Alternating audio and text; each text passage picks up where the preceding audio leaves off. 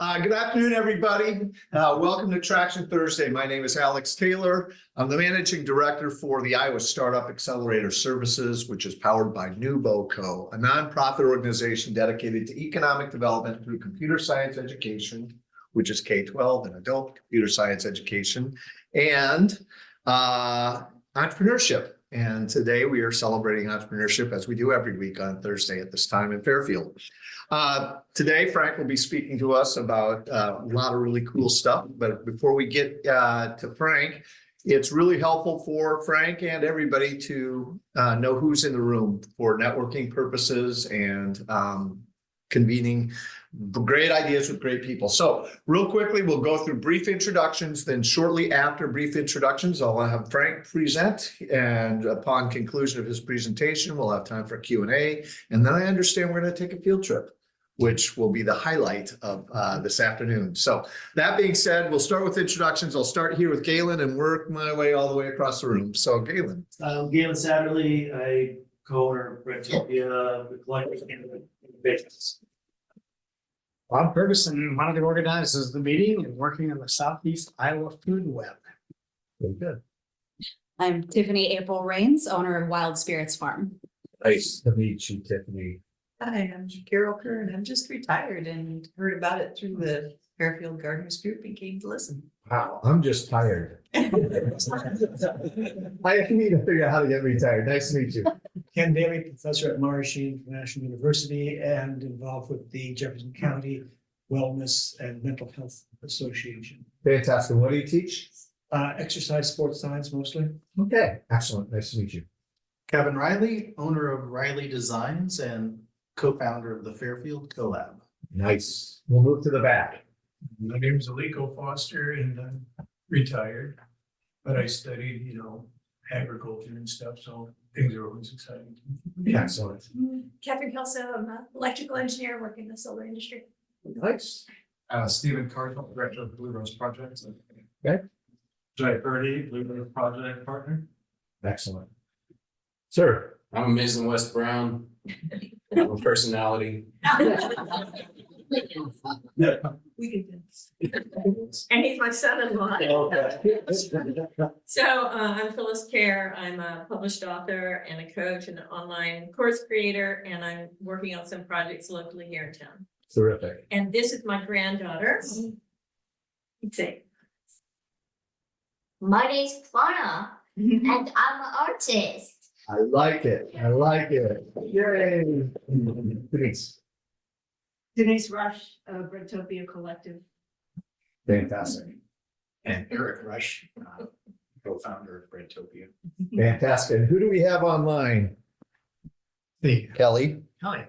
Hi, sorry, I'm trying to get myself off of picture. Kelly Prickett, I'm with Indian Hills and SBDC, which stands for Small Business Development Center, where we help people with no cost business coaching from start up all the way to succession planning. A great entrepreneurial resource indeed. All right. Well, with introductions out of the way, I believe we can go ahead and proceed. Frank, if you're ready, I'm just going to give Frank a warm Traction Thursday.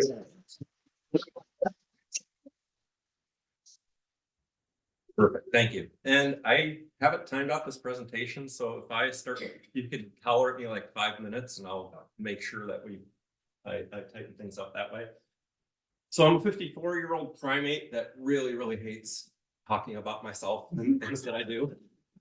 So in order to ground myself a little bit, I ask that you indulge me. You're welcome to participate or not. I'm doing this for myself because I'm selfish that way.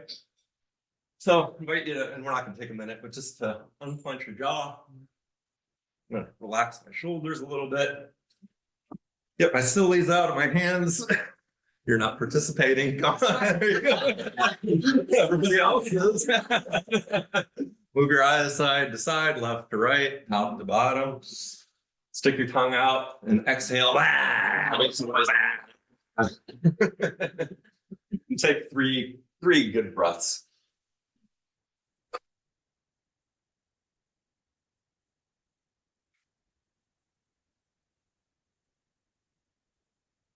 Well, that's good to me good for me because I won't be 20 minutes in this presentation saying, "Oh, I haven't breathed at all." So,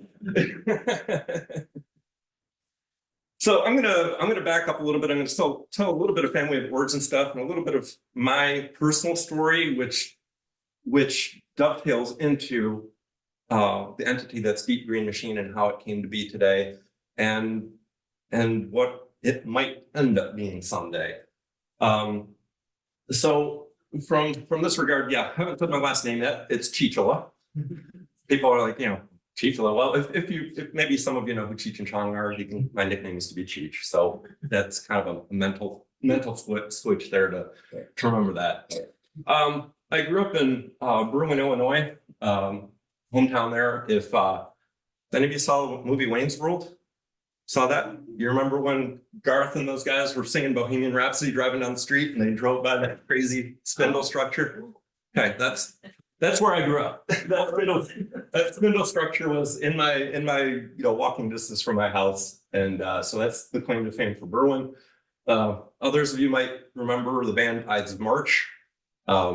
So they went to my high school, or I went to their high school. So Ides of March then turned into Survivor, Eye of the Tiger, all that stuff. So anyway, fine. That's the claim to fame there as far as where I grew up. Grandparents were immigrants, came over from Europe, and for the longest time, the one thing that they raised me with was they taught me to work. Been working ever since I was able to, go to the neighbors and collect newspapers to take them to the junkyard and get money that way. So I was always working, and it was this really crazy mix of Protestantism, where work hard and God will reward you, mixed with an overdose of Catholic guilt. So there's this really awful mashup that I'm still in therapy over, right?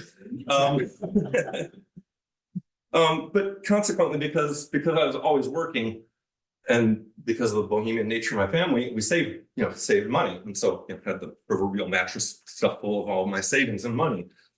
And so about the time I was freshman in high school, unbeknownst to my parents, I took my savings and I started flying lessons. So I went on my very first, introductory flight and whatnot, and started flying. And it wasn't until that it's actually time for me to solo that I had to get parental permission to be able to do that. That mom and dad found out about it, and and all this while I didn't have a driver's license, so I'm biking from Berwyn down to Midway Airport.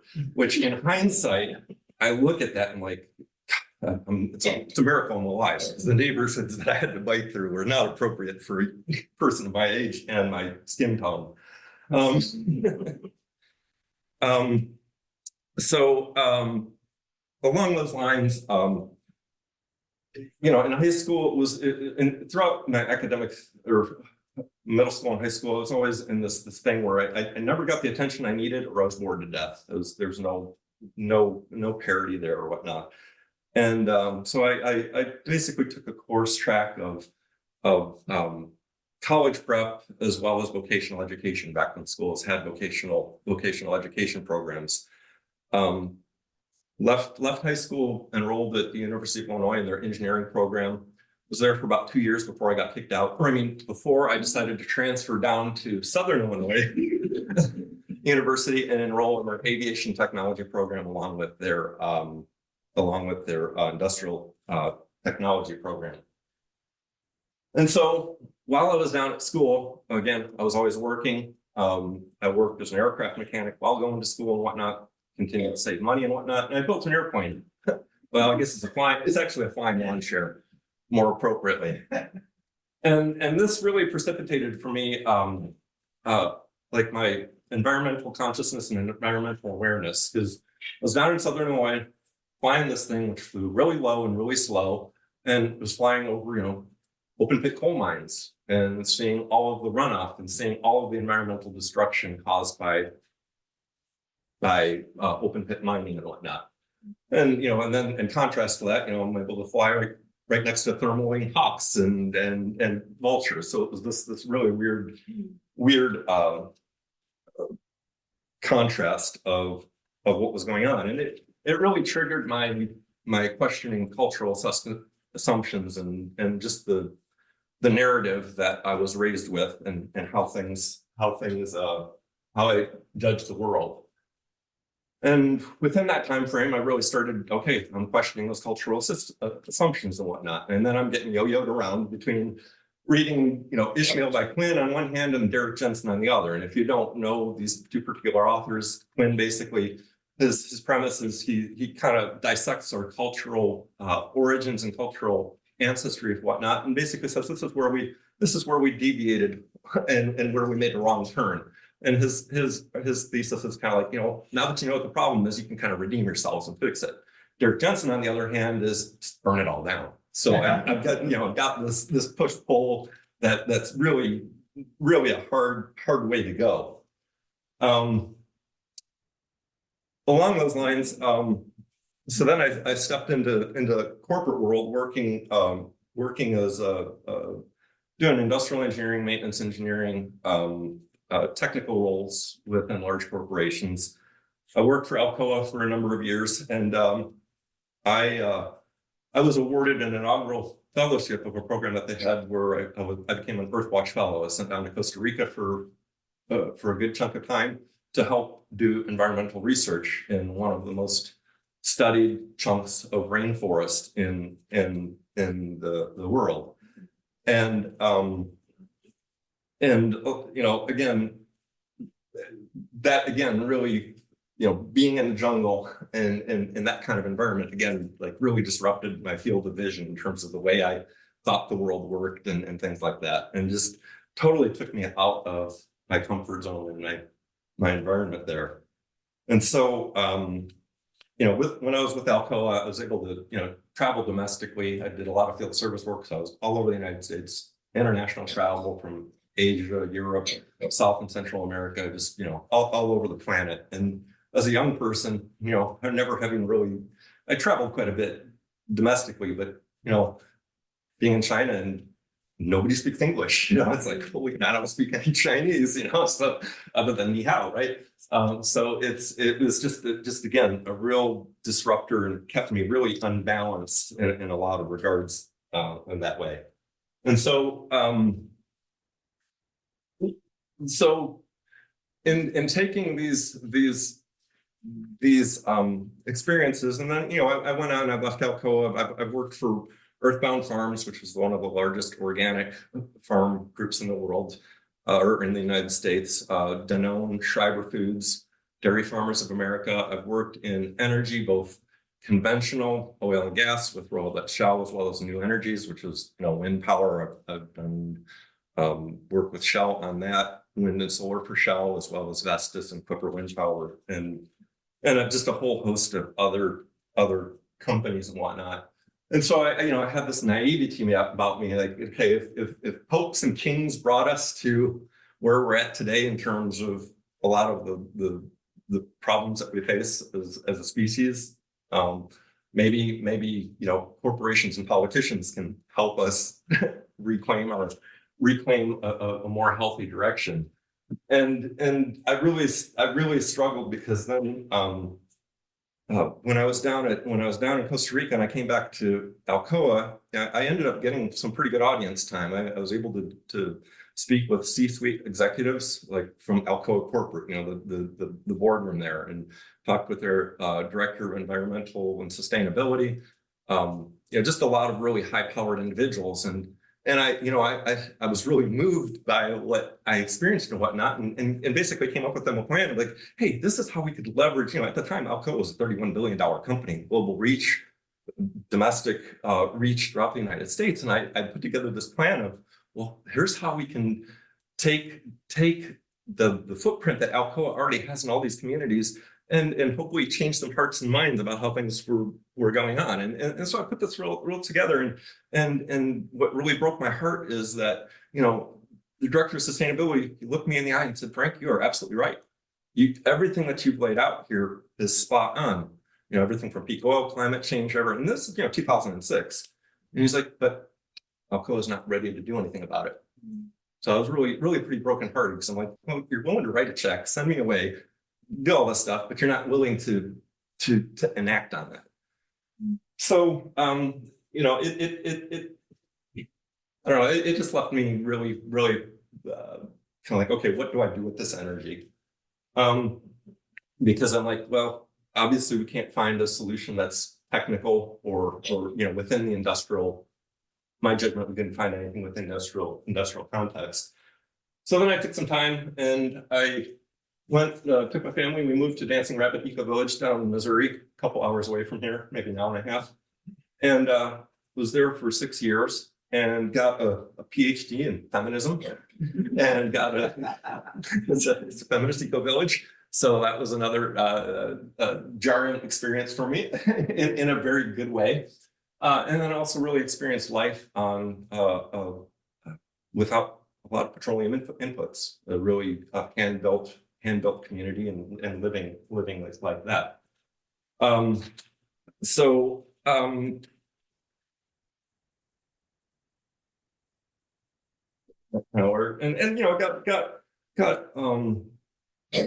Got really acculturated to being able to see invisible structures. Whether it's structures of my own privilege as well as societal structures, and I mean, you can see it right here. They're all white people, but at any rate, it was still a really, really good experience for me from a perspective of getting to be in intimate relationship with feminist worldviews, LGBTQ, and diversity issues and things like that. And so while I was there is when Deep Green Machine had its first iteration. I'd already been there for about 3 years.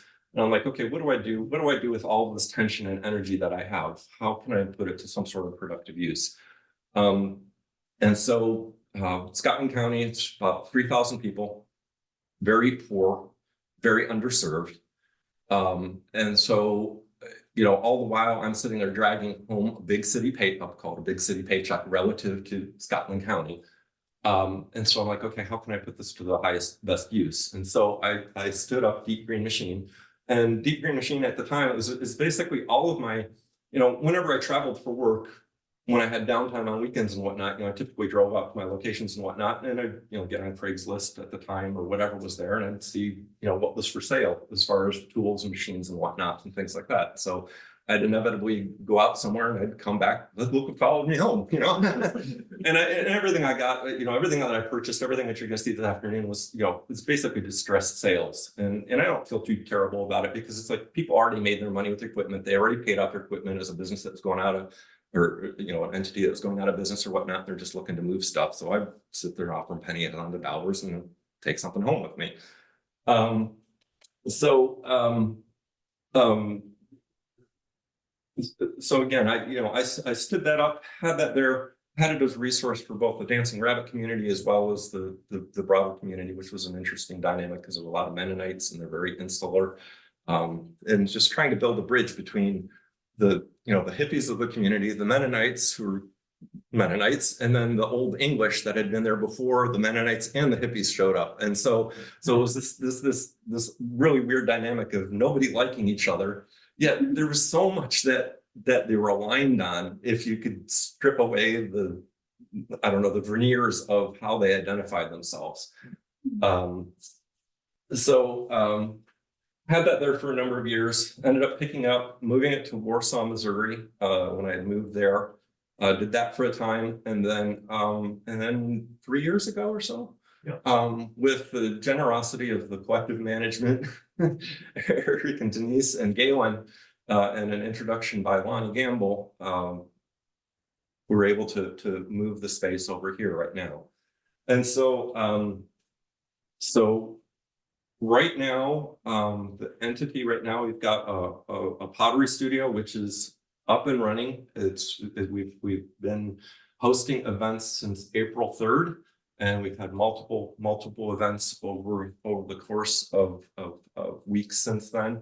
Been really well received. We've got more demand than capacity to fill in terms of instructor availability, and we're limited on kiln space and wheels and things like that. So it's a good problem to have, and I'm kind of tentative on it because I know it's the new thing in town, so everybody's really excited about it. So the jury's still kind of out as to whether there's still going to be the excitement and demand come another 6 months after everybody's tried it once and, you know, whether or not they want to keep doing it or whatnot. There's that. And then I've got this, the larger space, which again includes a welding shop, machine shop, wood shop, sheet metal work, hand tools, for everything from auto repair to whatnot. The trick that I've been trying to solve. How are we on time? Real quick, do you know? Another 10 minutes. Oh, okay, very good. You know, one of the tricks that I've got to try to solve in this is like, how do we make this solve financially in a community of 15,000 people? Because there's plenty of maker spaces that, you know, when you're in a large urban environment, you have a large population to pull from that has technical people, you know, people that have all of these different skill sets. I'm not saying that the skill sets don't exist in Fairfield. It's just a matter of, you know, maybe there's only 2 or 3 folks that have a particular skill and they're, you know, they've got other interests. So, you know, to get them to plug into the space may or may not be something that can easily be achieved. So there's this push and pull where you know, Deep Green Machine has always been subsidized by my day job, and so it's a matter of how can I extract myself from that subsidy and be able to get this community support that's needed. And so it's just kind of an interesting dynamic that I haven't cracked the calculus problem of how that is, but I'm frantically trying to figure that out and do that. And again, I'm ever so grateful for the collective management because they're being patient with me and really supportive to let me, you know, okay, here's the football, Frank, and I drop it. And then I pick it up and I drop it again and whatnot. And so they're being really loving, generous, and supportive of trying to make this work in Fairfield. And I'm confident there's going to be a way to figure that out. It's just a matter of, you know, right now the pottery studio, it's breaking even. So I'm delighted with that. I'm still externalizing a little bit of cost, but for the most part, it's with the exception of the electric bill. We need to talk about that. That's the only thing I don't, that's the wild card right now. Exactly. So that's a solvent thing so far. So that's been good that way. And then it's just a matter of, you know, again, how do I be able to turn other parts of what we offer in that space some way to be able to support itself. You know, and so right now I'm kind of in this space of, so what do I want DGM to grow up to be? And you know, I'm 54 years old. I still don't know what I want to grow up to be, let alone, you know, this monster that I've created on the side. What do I turn it into? And it's really, you know, I'm really struggling with it because I sit there and I look at, you know, what's going on environmentally right now and what's going on culturally, everything from, you know, it's way past wet bulb temperature in Asia right now, and people can't live past wet bulb, you know, and that says nothing for all the rest of the community of life, which, oh, by the way, our existence depends on. So I'm just looking at these collapse of systems and whatnot. And you know, this interview by Dr. Jamal with Michael Dowd, who passed away recently, and I had kind of a relationship with Michael, really kind of cements where my heart's at. So, and then, you know, my Facebook page, it's, you know, the pin post at the top is my diary of what's going on environmentally, of things that are like, it's just, I don't want to look away from it. I don't want to ignore it. I want to witness it, be present to it, acknowledge my role in it. Because, you know, for 35 plus years, all I did was heat, treat, and beat the earth through my industrial activities and how I made my way in the world. So it's, you know, how do I reconcile that? And so I really look at the fact that, okay, we're in cultural hospice in collapse. And, you know, whether that's here in Fairfield right now, no, probably not. But, you know, next door neighbors were, you know, was it Greenville, Ohio, or Greenville, Iowa, where that crazy tornado, I mean, their world's collapsed, you know? So these are two again, sides of that same coin of collapse that just really inform my worldview into how I want to present DGM to the world and what that means. So looks like I got a couple slides. I got one slide out of order here or whatnot. I was gonna, this was gonna be my last slide, but I fumbled that football. So, you know, I'll skip that one for Oh, it's a great story about you and your underwear. And the fact that you were actually writing a news. Yeah. We now know a little bit about it. Exactly. Yeah, I stopped riding unicycles when I lost health insurance because I used to clown and parade and do all that stuff for kids, but I'm like, man, it's 50 years old, one fall and I bust a wrist. I can't afford that kind of nonsense. So if there's a good deal on health insurance, I will ride again, and I will ride in my underwear. It's just I can't afford to do it. The downside risk is too high. There's a bunch of stuff. I've got multiple social media pages that are dedicated to the pottery studio, that are dedicated to the larger Deep Green Machine organization, as well as a tool lending library, which I've had stood up in the past and right now is kind of mothballed. I've got it in a space. It's kind of in a parking lot. I kind of lend out to friends and family or word of mouth. I just haven't figured out a way to be able to staff that and have people available to check in and check out tools. And I've done some partnership work with the library, but we haven't been able to figure out how to make that work yet.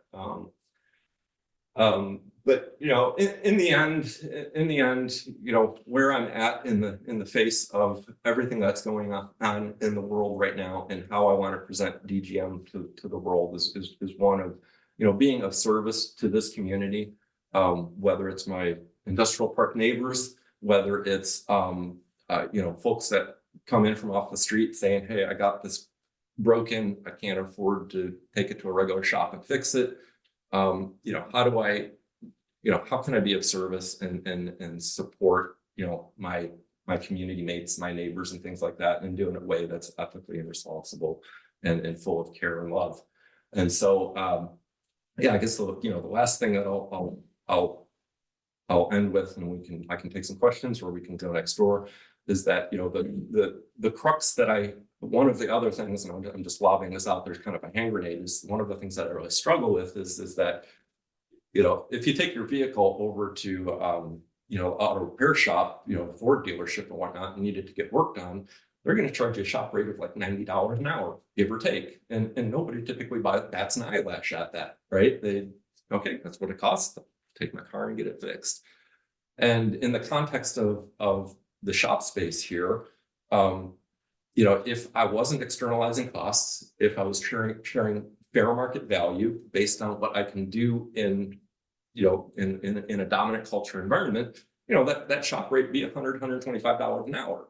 And so, you know, people will come in, say, you know, hey, I got this broken lawn chair, would you fix it for me? Like, yeah, I can fix that for you. But then they sit there and say, well, how much is it going to cost to fix? And if I sit there and if I tell them what it would cost to fix based on a fair shop rate, like, well, I could go buy a dang new chair for that money. I'm like, yeah, I know you can, but it doesn't negate the fact that I got to pay rent. That, you know, I got all these thousands of dollars of equipment. I got a little bit of tribal knowledge on how to fix things and things that I've learned over the time. So it's really kind of a hard push-pull because I can't compete with China. I mean, I can't do that. So. You know, it's just a really weird thing to try to be in service of the community, being open to bartering and trading services and whatnot, but again, still having to make a baseline of income to be able to pay for the ability to be able to do those things, and then yet get pushback when you share fair market prices. So at any rate, I will stop the diarrhea of the mouth. Yeah,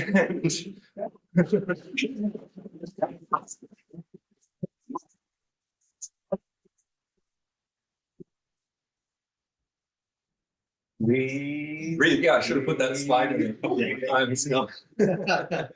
Okay, questions for Frank? Well, Also, Frank, what models have you looked at? I realize that there are models for the big cities. Yeah. You know, they have a lot of members and they have commercial space that helps subsidize that. What models have you even considered that we might consider? Yeah, I mean, I've been to the Kansas City Makerspace numerous times and picked their brains and spent a bunch of time with them. There's one in St. Louis that I've been to, multiple places like that. And they have very well documented playbooks where if you wanted to start a makerspace tomorrow and you had some seed money, you just open the book and you follow that playbook start to finish.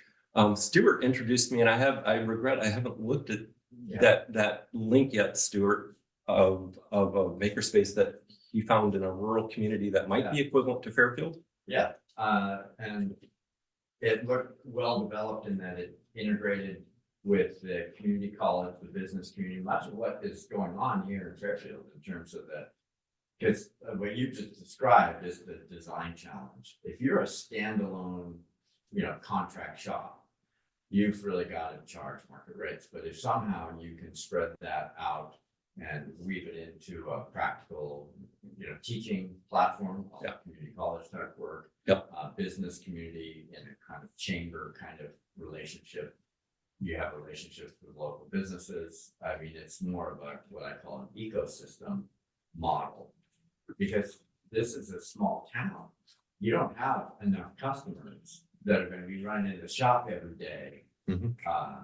So you have to somehow figure out how to expand the user base. Yeah, exactly. And I've done that to a certain extent. I've done a bunch of commercial work for other businesses in town that I have been able to charge market rates for, which, if I do enough of that work, it pays the rent bill for the year kind of thing. And that's the way I've kind of modeled it. And then I've also stepped into, Bob, I've been mentoring high school students and trying to bring high school kids in because there's no vocational education programs within the high schools anymore. It's a huge time investment.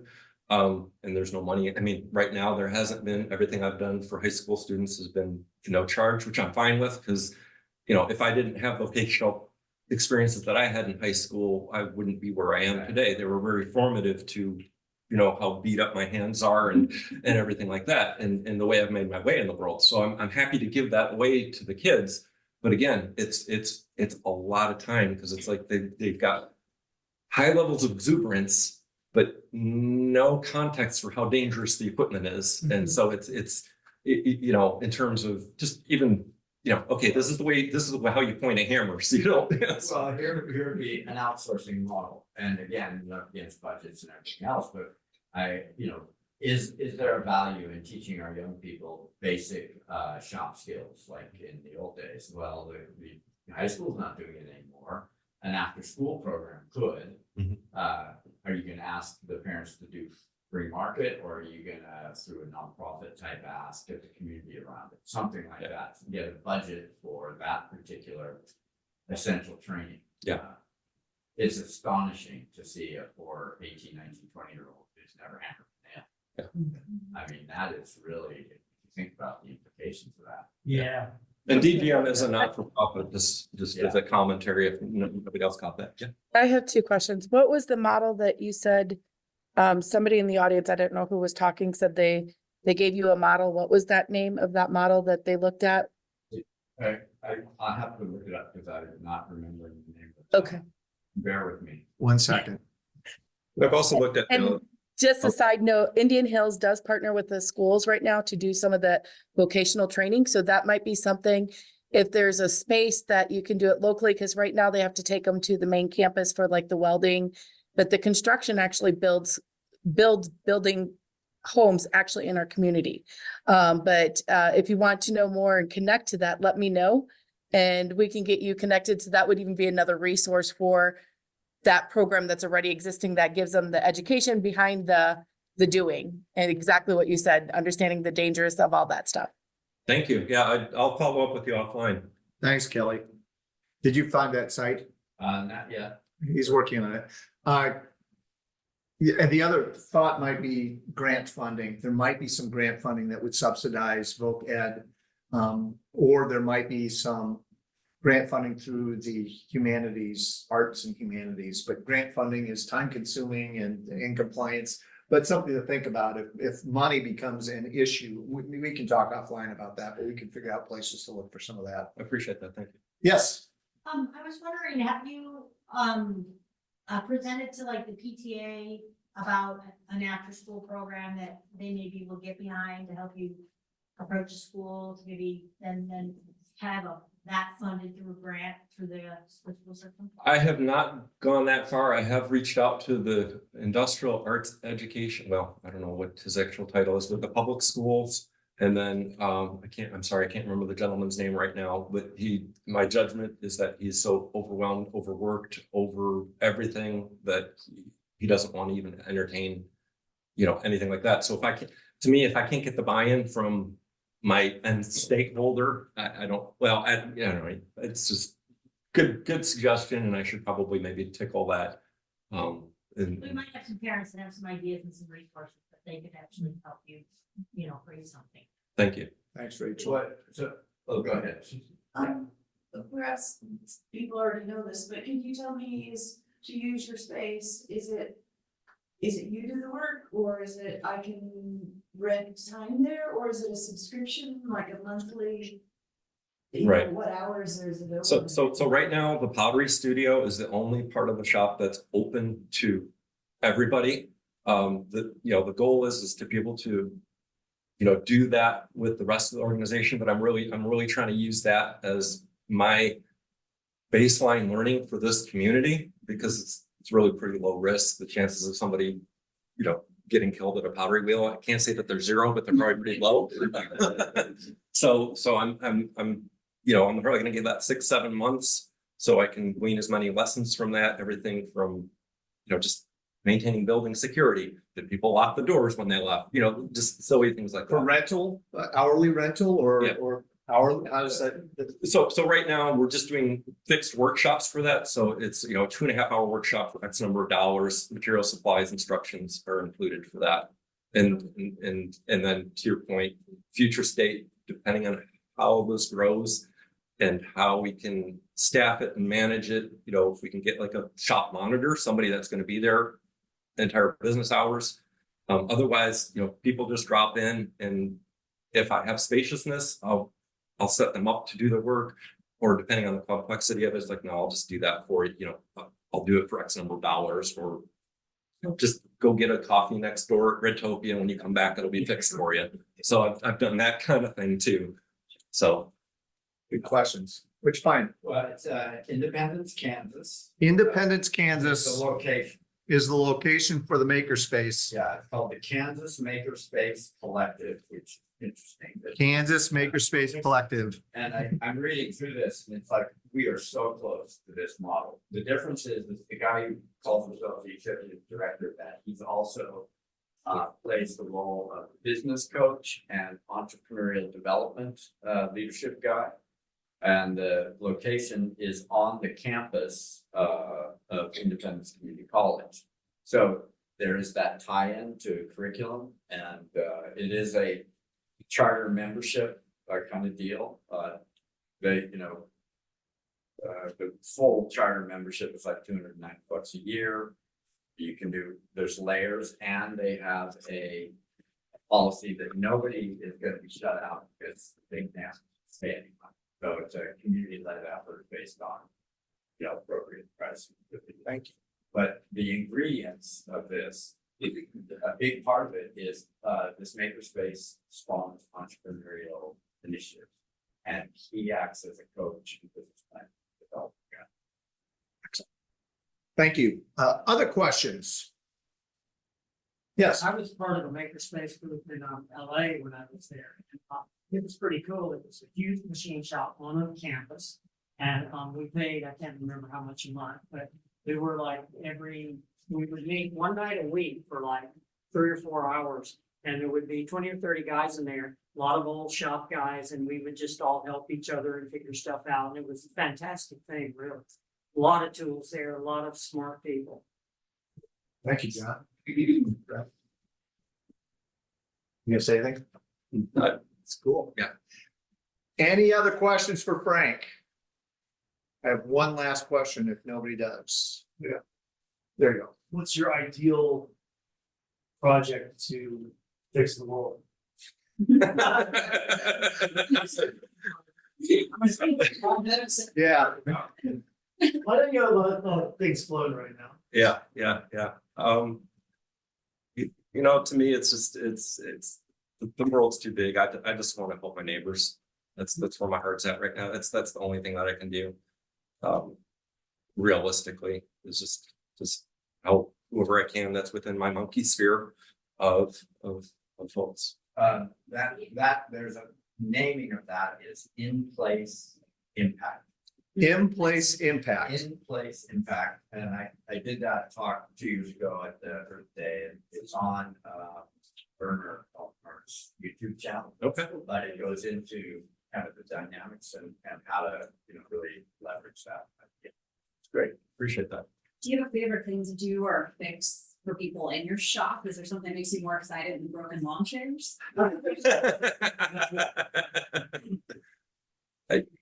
The way my shop is set up right now, everything is different. I don't do hundreds. I mean, I have the capability of doing hundreds of things. I don't have the capability of doing thousands of things, but hundreds of things I can. But everything that I do is pretty unique. So it might be, fixing a neighbor's brush hog for their tractor, or making a sign for a local business, or doing some prototyping work for floating bed or whatnot. So they're each unique, and I enjoy the challenge of problem solving that. Denise. Are you being potted? Not yet, and I'm afraid to, because it seems to be pretty addictive based on everybody that I've seen. Once they get their hands in the clay, it's like, then that's all I'm going to want to do is play in the dirt. So. One last question. What can we as a community do to help support you? I appreciate, again, thank you for your time to hear what I've shared today. I appreciate you coming through to walk through and see what I've got. And then, if you just want to, talk to your neighbors about what's going on here. And again, if you've got any other, based on what you've heard here, and you wake up at 2 o'clock in the morning, this is going to help Frank, give me, don't call me at 2, but call me in the next day and let me know. I have just an immediate, it seems to me that, and this is Kelly on the. Yes. Okay. You need, in my opinion, you are right for a business plan development exercise. And Kelly seems to be in a position to either sit and structure that, or at least guide you somewhere, because there is a business here. It's just figuring out kind of a feasibility assessment. Kind of what your willingness to do, getting a budget together, because as a nonprofit, for example, in this presentation said, look, makerspace break even for just the core space is X thousands a month. Boom. I need 50 charter members at $200 a year or whatever it is. I don't know. Right away, that gives structure to this asset, because this is a true community asset. Yeah. If you are a nonprofit, I'll bet you there's 50 people who would value that asset. I'm just making, but I think you need to get it into a business plan type of frame. That's right. One observation, I heard a really interesting presentation on makerspace in Columbus, Ohio, which I think is one of the largest and most successful. 100,000, 150,000 square feet big. And they have an equivalent amount, those in a big city, they have an equivalent amount of commercial space that then helps pay. But one of their models is, and one of the things they were fearful of is, we open it up to members. Well, what if all the members want to come in? What they found is that people love the idea of being part of the makerspace. About 10% of the people actually showed up to do something. People were willing to put their money in just to be part of the scene, just to say, hey, I'm part of this thing. So that may be something, I'll find that presentation and maybe something to think about. That I agree with Stuart, that for the value of this, for me being able to come friend, hey, you got one of those cheesesteak colors, oh great, throw it in the back of my car.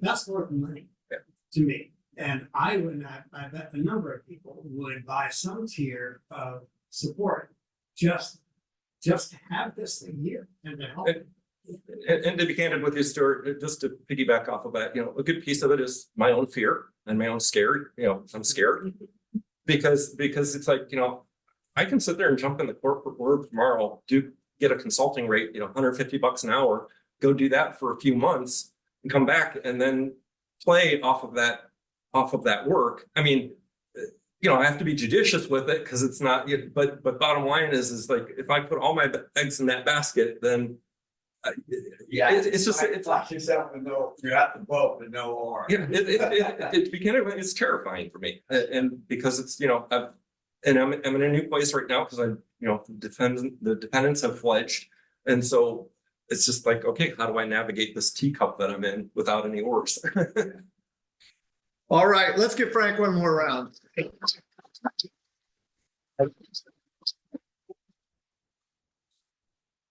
To conclude, we always want to go around the room to get community announcements. Anything? Community announcements? John? Yeah, three things. First of all, obviously you've heard Frank and he is a great guy. And I can attest to that because he's done work for us and he's let us do work in the shop. Everything has been fantastic. So, and now you're about to see his shop, which is really cool. He's got amazing tools. So that's the first thing. Second thing is, if my staff gets it together to finish it up, we're gonna have a floating bed at Art Walk tomorrow night. So I encourage everybody to come. It's free and you can hang out in the bed and you'll see why I rave about it and why we've got 750 happy families with them. And then third, I brought Eric, who is worked with Frank, and this is his first time, but I wanted to introduce him and maybe let him tell a little about what he does because we missed that part of the meeting because we were downstairs.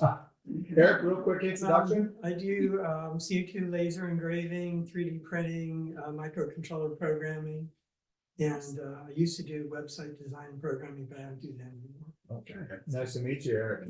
Yes, sir. I have a community announcement about, you can read about this in the June issue of The Source, but the Sustainable Iowa Land Trust Solstice Party and Fundraiser is on Friday night, June 21st, 6 to 10:30 p.m.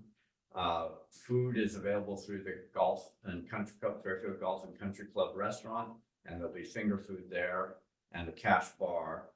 And starting at 8 o'clock, the Roman Cadillacs will be playing. So it should be a really nice dance party and purposeful evening for fundraising for the Fairfield Circle Our Cities program. Where can people go to get information about that? The June Source, there's an article, and then towards the back, there's an ad with the run of show, the times for everything. And it is a full moon night and the summer solstice. It'll be pretty fun. All right. Rock and roll. All right, Bob. Okay, so next week we have Robbie Bhattarai, who's got a really interesting international education model that he is working on. So he will be speaking. And then the following week, Jai and Stephen will be with us talking about the Blue Rose Bistro. That whole project. Yeah, awesome. We'll all finally know what's happening behind those walls. That's right. And I will not be here next week as I will be attending EntreFest, but I will catch you back on the flip side to hear about Blue Rose. We will be back at the collab next week. So those of you who can muster the energy, please mosey on down to the collab, and we'll see you in a couple of weeks, and then see you next week, next Thursday at the collab. All right, everybody, have a nice week.